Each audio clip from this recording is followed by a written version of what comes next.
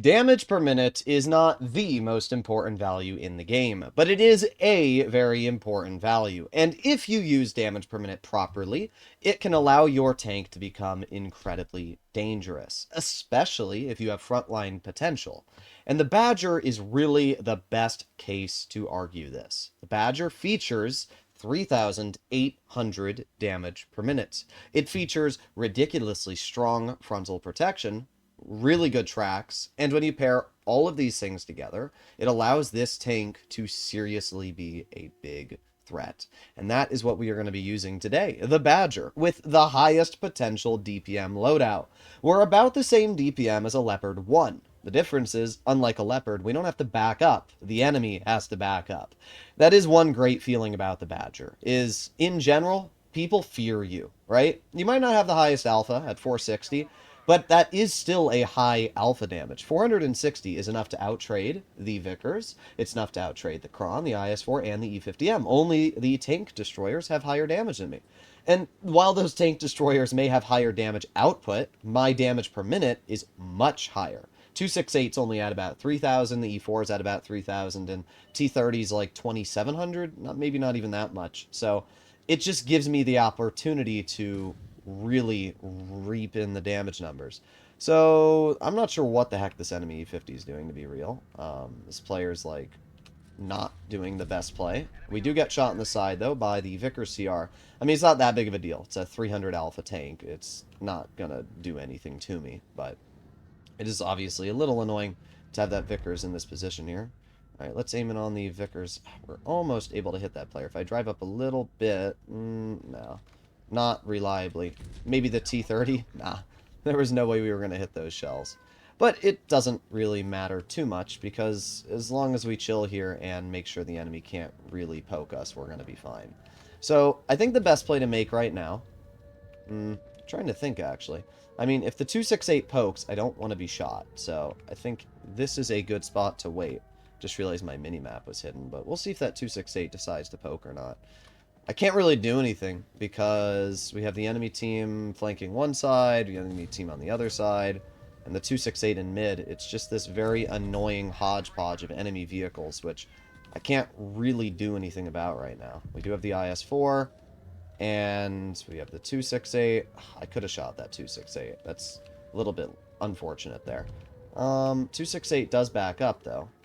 Okay, if we move right here, and that 268 decides to back up again, we can get a shell out. We obviously have the IS-4 right here, which doesn't really scare me. We have the Kron, who does bounce me once. I'm going to over-angle my tracks. That way we can obviously get some potential bounces. And, well, this isn't great. I'll be real. This is not great. But what I'm hoping is that we can push the Kron, get another shell, and I was going to say angle towards the IS-4, but we actually just got the bounce anyway, so that works out even better. Let's just farm out the Kron and hope that the IS-4 won't do enough damage to me. Bro, this IS-4 is so tragic. He could have easily penned these shots, but that's fine with me. We're going to obviously get these bleeds out here. We have the 268 in front of us, which we are going to drive over the ridge. Wow, there's your Badger gun, though. Holy, bro. Holy. The Badger is a super dangerous tank, but God, does the gun make you hate life sometimes. We have the IS-4 right here, so we're aiming on the side of the IS-4 turret. There you go, nice 479. I will not be poking that E4, so I will continue waiting here. And let's aim it on the side of the IS-4. There you go. And now I'm going to ignore that E4 and head down over to the rest of the enemy. We've already done 4,000 damage in this game, so it's not like I'm struggling at all for damage. And you'll notice that the Badger is quicker than you might think. It's actually a surprisingly fast tank. So we are going to get flanked. I'm not going to let this T30 kill me. Like, I don't really care about the Vickers. It's this T30 that's the big threat. But, you know what? Say goodbye. I love the Badger. It's so fun. And if this T30 decides to poke me, I guarantee he'll die. Come on, go for it. Come on, show me that. Ah, it was so close. For some reason, when I play in the morning, I have really bad ping. Well, it's not for some reason. It's because Wargaming changes the cluster. And it sucks because my ping goes to like 80 and 90, and it makes hitting those really crucial shots very hard to do, especially when you have kind of poor shell velocity.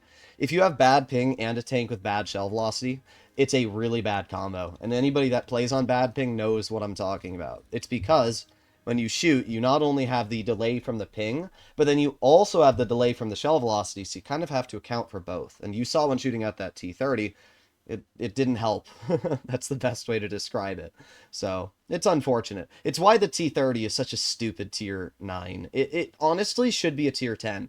If Wargaming took the T30 right now and did not change a single stat about it and gave it maybe 20 more premium pen to keep up with tier 10s, it would legitimately be just as strong. Like the T30 is such a broken tier 9, and it's not even close. Like, there's not a single other tier 9 which gets to the level of OP that the T30 sits at. But here we are. This time we're on Faust, which is... it's an alright map. I don't love it, especially if your team ends up going to the heavy flank versus medium flank. It really depends on where your team goes, but we'll see what happens here. We have 3 autoloaders, but autoloader players usually don't have the highest level of brain cells, so we'll see if our team supports me. Now again, you'll actually notice the Badger is not as slow as people say it is. Like, the traverse speed is definitely pretty mid, but it's not bad. And its power to weight ratio is pretty good, honestly. Up that hill, we were going just as quick as the 7.52 and the other, more heavily armored vehicles. Obviously, that shell I fired went nowhere, but that's just the life of this gun. The Badger is only going to be accurate when fully aimed in. When you're firing on move, it's absolutely terrible. Now, that Caro looked like they were running away, which isn't too much of a shock. They probably saw, oh, a hull-down Badger is moving up. What am I going to do to counter that? I wonder if this Destiny is going to roll over here. Indeed, the Destiny is, and that is going to be a big mistake. I'm going to push right down here, and we're going to aim it on the Destiny. There you go, 387. And I'm just going to farm out this player for every waking hit point that they have. Now, fun fact, you can actually pen the Destiny with Hesh in this vehicle. We're going to angle it. There you go. Destiny doesn't want to shoot me. Let's get blocked by our teammate. You can see that ping there. Bro, this 7.52 is one of the worst players I've seen in a very long time. Like, what are we doing, bro? What are we doing?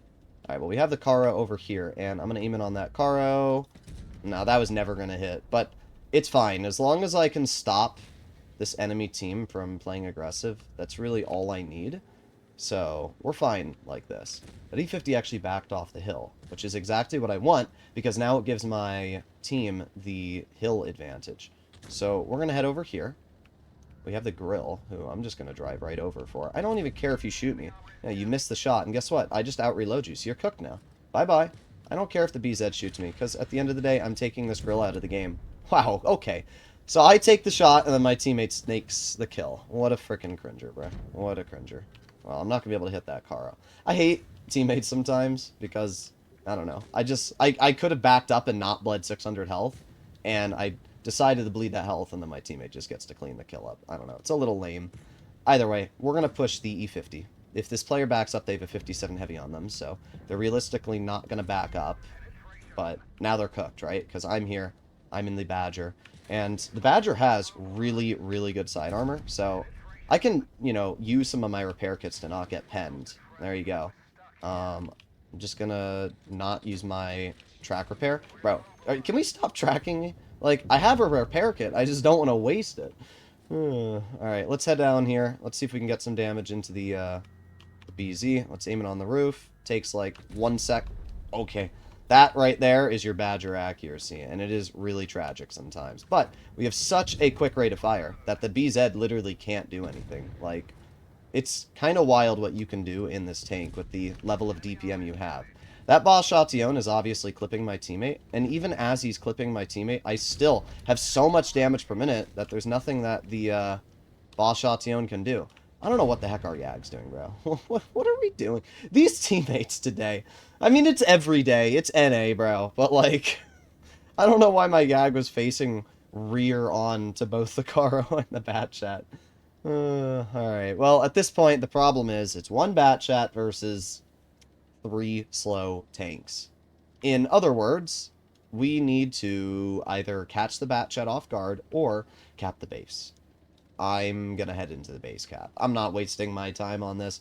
I mean, I might head over here a little bit, but let's be real. That boss Chatillon is long gone. Now, if the T-57 Heavy does the right play, they can head over to that flank of the map. I'll head over to this flank, and potentially we'll cut off the boss Chatillon, and that'll be perfect. And actually, you know, if the Yag's going to cap the base, this works out even better. I have a feeling the Bat Chat is here. That would be my guess. Your spawn. Interesting. Interesting. I believe that Yag. I honestly do. Because, yeah, there you go. Like, what's the play? I don't understand. Like, what do you gain from hiding? Uh-huh. There's a bounce. And there's a pen. I don't really care if you shoot me, because I can just chill right here. Repair my fuel tank, and, I mean, at this point, what are you gonna do, bro? I mean, the Badger is not quick enough to deal with a light tank, but it doesn't really make a difference. Because now he's got 129 health. We have our Yag Panzer on the one. Oh my god, Yag. How do you miss that shot, bro? Like, how? It's a light tank. But it doesn't matter anyway, because the Bat Chat is cooked. There you go. Easy. I thank the enemy Yag for telling us where that Bat Chat was. Because, let's be real. If you're going to sit in a corner, AFK, and wait for us to get in the base cap to potentially draw out a game, you're just lame. Do your job. Spot tanks. You're in a light. You could have spotted me. You could have spotted 57. You could have potentially won that game. And it's the one thing that I do like about Supremacy is when you're up on cap and you have a player like that Bat Chat who did a whopping 1,700 damage the whole game.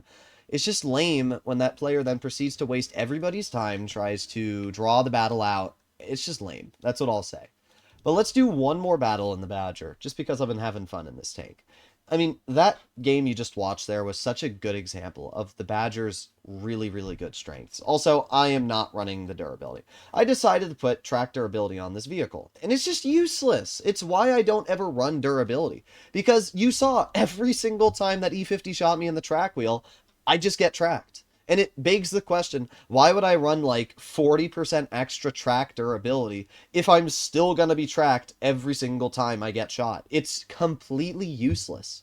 If you actually told me, like, if Wargaming made it so that, like, you're guaranteed to not be tracked once with a fully, you know, repaired track, and instead it will damage your track, that's great. Then I'd actually run track durability. But the problem is it doesn't give you a buff. It doesn't. It's just crazy. It's more reasons like why the devs for this game don't even understand what they're doing. But either way, here we are. Another battle. We have two mediums, and I'm going to go to the heavy flank because while I do like farming mediums, they just don't have enough hit points, and I'd much rather farm the heavies. And by the way, again, you'll notice the Badger is pretty quick. We're chilling at 35 kilometers per hour right now. This tank has a top speed of 36, which is a lot faster than players realize. So we have the AMX M4 who dropped down. I'm going to move up. There's some tanks over there. Interesting. Alright, well, let's chill here for now, maybe. I'm not really worried about the AMX. Oh, what the heck is that Kron doing, bro? Stan. Alright, well, sorry, Stan, but you're going to lose 430 health. You're going to lose all of your health. I don't know. I don't even understand the thought process behind that player. There is no thought process. Let's be honest here. There is no thought process. Now we have the AMX who made an over-aggression here. Oh, okay. All right. Thank you. Thank you very much, Wargaming. All right, let's aim it on the side of the AMX turret, 582. Even with your reactive, it doesn't mean anything because I have Hesh. My VK-90 is going to make sure to get in my way, but we're going to load in another Hesh shell, taking that player out of the game. We have the 114. We have the E3. I'm going to hopefully cross this and not be nuked. Okay, we're good. All right, let's move up. I'm going to push on the 114. That's the play I want to make right now. So what we're going to do is we're going to drive over here. We're going to slip and slide down this banana peel over here, and then we are on the side of this 114 SP2, which is the perfect play. I'm a little bit laggy right now, but doesn't really matter. Okay, thank you very much, Wargaming. I hate APCR standards so much. It's such a tragic shell type. I'm stuck on this. Bro, this VK-90... I'm trying not to get mad. I'm trying. Like, there's so much self-restraint when it comes to these teammates that just get in your way, that do literally nothing, and are just lobotomites. Like, it's not that hard to be a teammate. It's really not. We have the Kron, who is crossing in the open. Ah, yes. Skill. Definitely. Very skilled. Alright, the T-110E3 is going to tunnel me, and I don't care, because I have so much more damage per minute than you. There's nothing you can do to me. There's literally nothing you can do. There's one shell, and bye-bye. Like, thanks for the free damage. We have the BZ-75 over here. We have the Vickers, which we unfortunately do miss, but it's not that big of a deal. Let's see. There's the Vickers again. Really hoping that the BZ pokes and we can get a shot. There you go. Nice 441. We're up to 3,600 damage this game. So, like, even though we've been blocked, even though... I will definitely tell you, the ping is really irritating because this gun's really bad. Accuracy already is, you know, not great. And then when you pair that with the ping, it's a really, really annoying, you know, addition. I would assume that BZ is backing out more towards like the TVP. So we're going to climb up this ridge. There you go. Exactly what I thought. So the BZ shoots the TVP. And what I'm hoping is that I can get one pen into the BZ, and there you go. Perfect. And that saves our TVP. So that was a 4,000 damage game. And again, you can see, like, the Badger does great. When you're given the opportunity to get out damage, it's fantastic. And the Hesh on this vehicle removes reactive armor a lot of the time, right? That AMX turned its turret to the side. That reactive armor that player put on literally did nothing. 63%er over-aggressed, learned their lesson. And those are two good players. That Vickers player and AMX are both really good players. But you do not over-aggress on the NA server. That is the simple... It's just that's as simple as it is.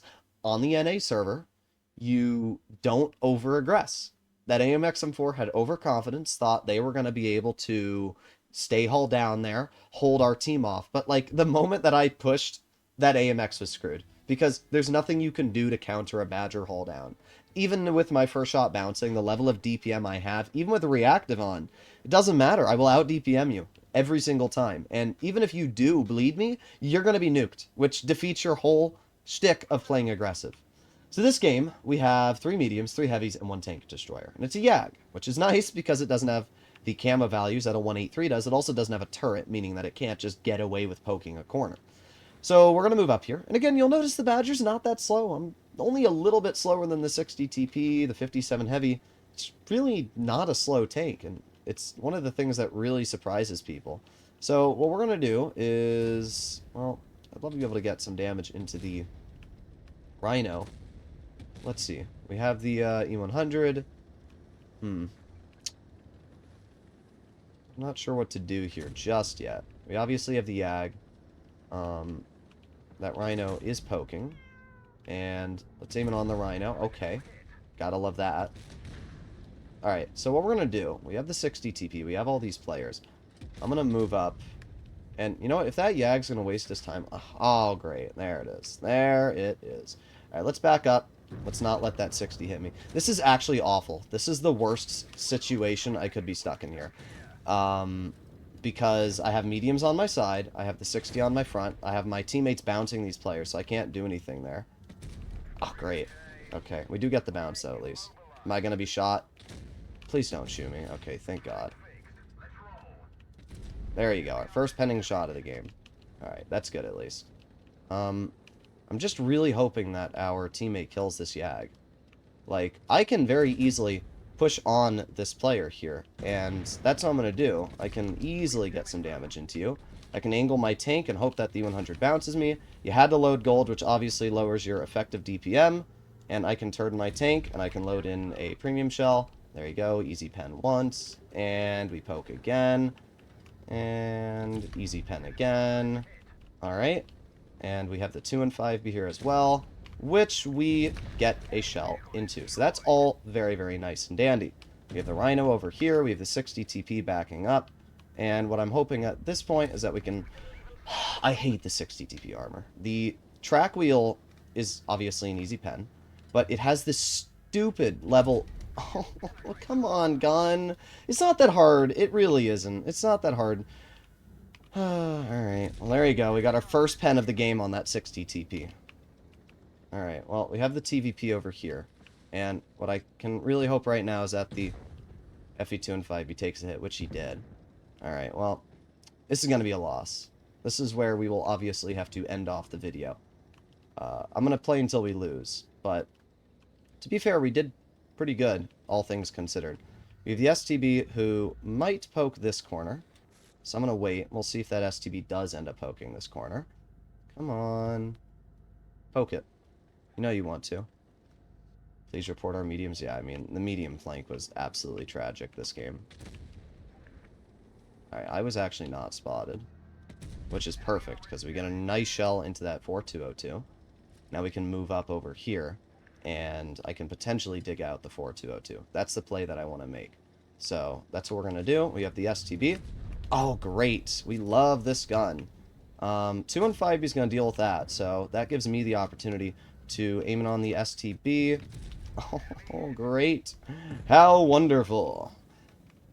See, I like the Badger a lot. And the potential it has in a game is amazing, right? We still did 3,500 in this game.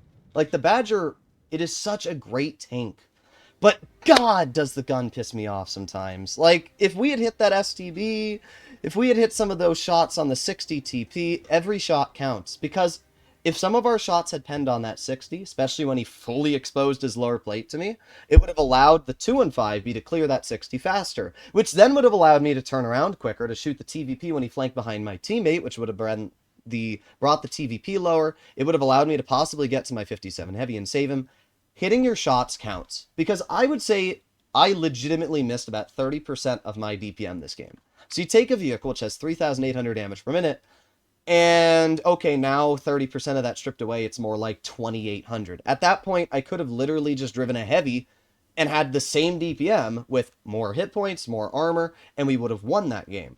So, I do really like the Badger. And to be fair, it didn't do bad in any of these games, right? The games that we played in total, I had a 4,000 damage win, a 5,000 damage win, another 4,000 damage win, and a 3,500 damage loss. So, it's not like it struggled, but man, does that accuracy make you hate the game. I don't know why Wargaming makes this gun so inaccurate, because if it did actually have decent accuracy, or AP standard, it would have been glorious, but for some reason they had to ruin, you know, it's like, it's a great tank, but the fun level just gets dragged down because of the gun it features.